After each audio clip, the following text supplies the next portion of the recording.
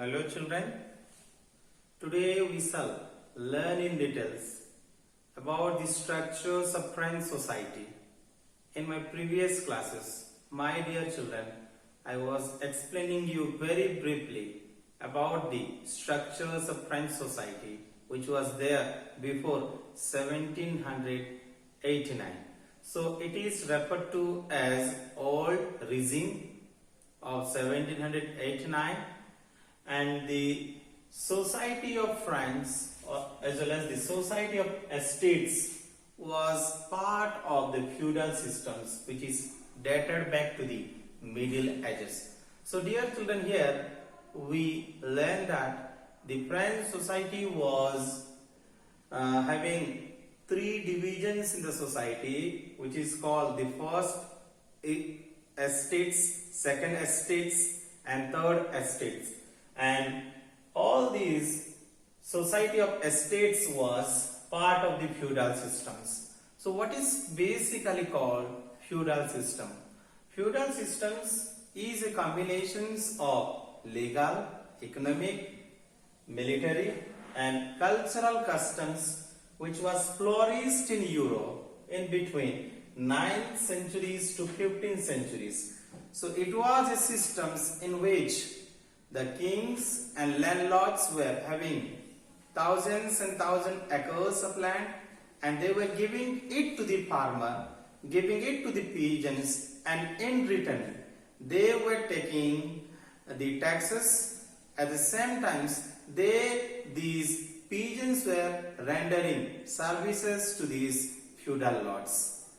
So this was the systems which was prevalent in European society. So here the Society of Estates was part of these feudal systems. So here what the peasants are doing? The peasants are providing or giving service to the feudal lords. The feudal lords were having many acres of lands and they were given by the kings, and in return the peasants were providing services to these landlords here.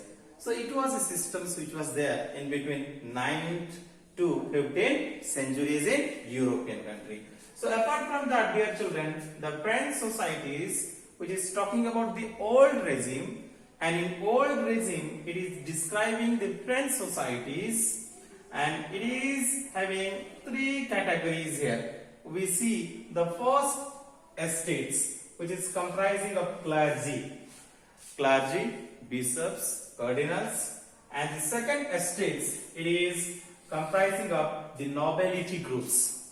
The nobility groups, the landlords, the feudal lords were coming under this category, and the third estates it is comprising of businessmen, merchants, lawyers, the court, and also we see the peasants and artisans, small peasants as well as the landless labor, and at the same time the servants. So this is how we see the three divisions of societies which was describing the society before 1789. Before 1789, this was the social systems that was prevalent in French society, and this is how the society was divided into three estates. Already I have told you the first estates it talks about clergy, bishops and cardinal. The second estates it talks about the nobility peoples, and the third ones it is known as the businessmen, the lawyers, the merchants, the peasants, the artisans, the landless labor as well as the servants. So this is how the structures of the society which was prevalent in France before the 1789.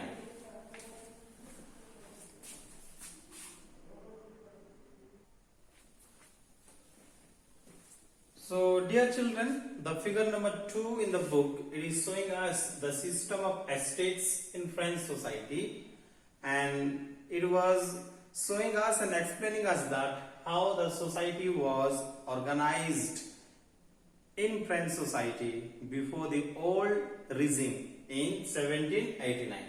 So here we need to understand that 90% of the population which is made of peasants here. So here the third estates, which is comprising of 90% of populations, and these peasants groups are having a very small pieces of land, and 60% of the land it was owned by nobles, the church, and other rich members who are living in third estates.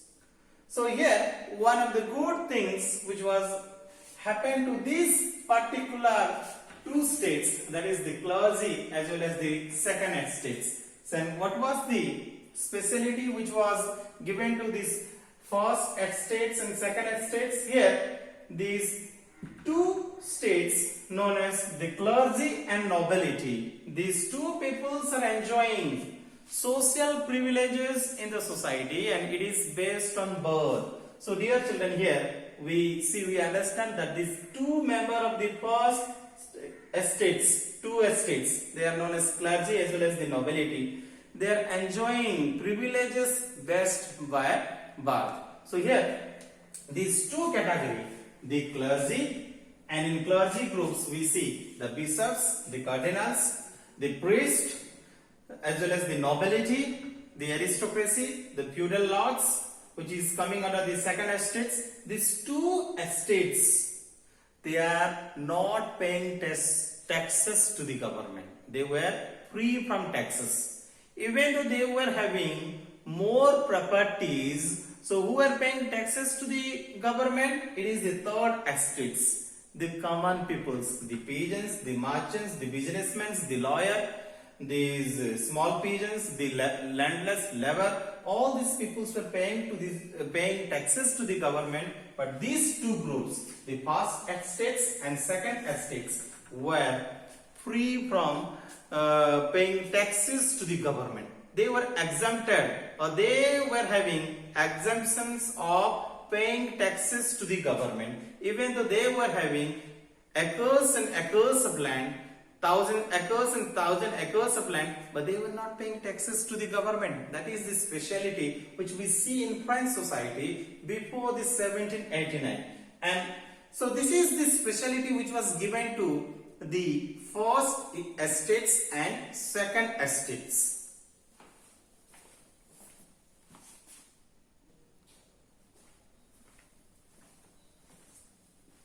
So dear children, as I was telling you about the paying of taxes, and here only the common peoples, the peasants, were paying taxes to the government.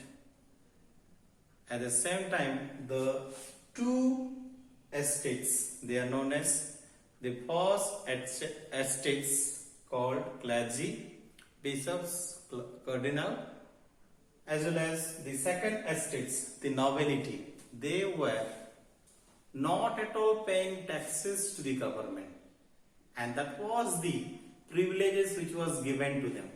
Apart from that, we see these noble groups who are enjoying another social privileges, which is including the collections of feudal dues, and in returns, at the same time, the peasants are rendering service to the landlords here. So this is the social systems which we see in French society before the 1789, how the societies was structured. There was injustice, there was no equality, there was no social privileges, no liberty which was given to the third estates. So here already I have told you that the noble groups who are enjoying another privileges, who are having thousands acres and acres of land, giving it to the peasants and collecting taxes from them. At the same time, the peasants are rendering services to them, and the peasants are working in their homes, working in their fields, then they are serving in army, and also they are participating in the constructions of building of roads. So this was the situations which we see in French society before the 1789. That is why it is referred to as the old regime of 1789 in French society. Further we see the first estates groups, the church members, as well as the church who are under the category of first estates. Further, they are collecting tithe from the peoples here. So here, the Fijians has to give their 1/10 portions to the church as a tax, and that is known as the tithe, because they are paying to the churches as a good believer. As a good believer, they are giving 1/10 portions to the church members as well as to the church authority here. Why they are paying taxes? Because it's very compulsory. In Christian society, there is a traditions. And what is the traditions? The church believer has to give 1/10 portions of their income to the church as part of their responsibility, because they believe that if they give 1/10 portions as a tithe to the church, then God will bless them. So it was a practice which was seen in French society also. Apart from that, we see the direct taxes, and that is called taille. And what is that? So here the taille is also referring to the it is called the direct tax. And here, how many services as well as the articles are used by the Fijians, accordingly again their taxes will be levied here, or it will be free here. The indirect tax will be free here. How many numbers of articles which they are using in their everyday life, that is known as salt as well as tobacco. So if they are using more articles, then the indirect tax will be free here. So this was the systems that was prevalent in French society. So dear children, so now I think you all have understood the situations in France and how it was very painful, and how it was painful for the third estates group, the Fijians group, the farmer group, the merchant groups, the landless labor. Those peoples were highly burdened. Those peoples were having great difficulties. These third estates peoples were not given liberty. They were not given social opportunities. They were not given social importance. They were not given any kind of social privileges. And they were paying taxes to the government, but they were not given liberty, equality, as well as freedom in the society. So these third estates peoples were highly burdened.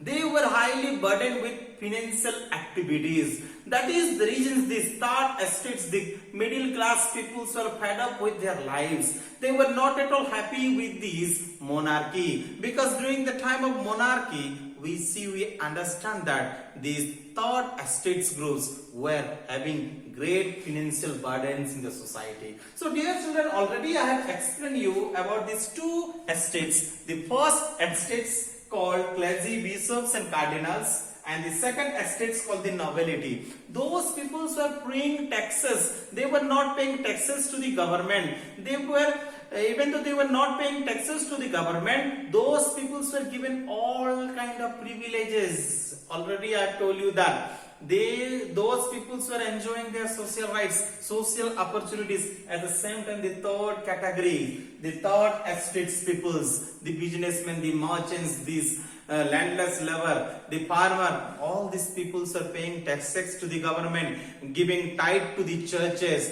rendering service to the noble groups. But at the same time, these common peoples were highly burdened here, and that is the reason they were really dissatisfied in their life, because those peoples are not having liberty, they were not having freedom in the society. So my dear children, this was the situations in the society.